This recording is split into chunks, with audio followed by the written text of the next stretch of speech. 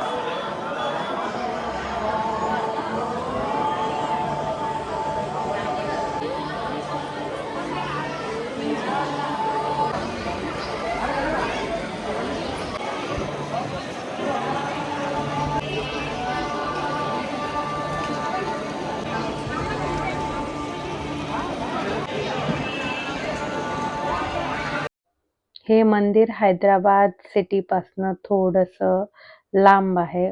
40 kilometre आहे आणि जायला आपल्याला 1 तास लागतो. पण पाहायला खूपच सुंदर आहे. तुम्ही या मंदिराला इव्हिनिंग टाईपला जर व्हिजिट केलं तर खरंच खूप छान दिसतं हे.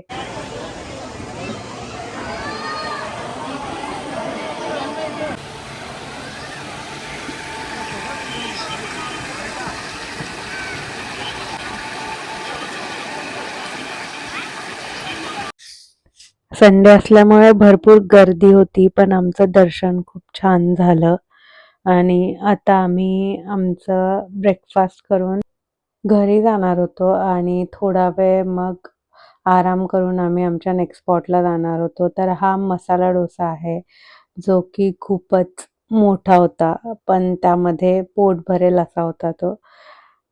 आमचा नेक्स्ट स्पॉट होता हुसेन सागर लेक आणि चारमिनार. तर आम्ही दुपारी 4 नंतर ना हुसेन सागर लेक पाहायला गेलो. तर तिथे हे गौतम बुद्धांचं स्टॅच्यू आहे, जे आपण बोटिंग करून इथे पोहोचू शकतो आणि मग तिथे ते आपल्याला एक 10 मिनिट देतात पूर्ण पाहायला. तिथे थोडंसं त्यांनी गार्डन, झाडं वगैरे केलेले आहेत. ते पाहून आपण परत बोटने वापस येतो. तर हे पण छान आहे, म्हणजे चांगला एक्सपिरियन्स आहे आणि शेजारी गार्डन आहे, ते तिथे भरपूर काही खायला मिळतं.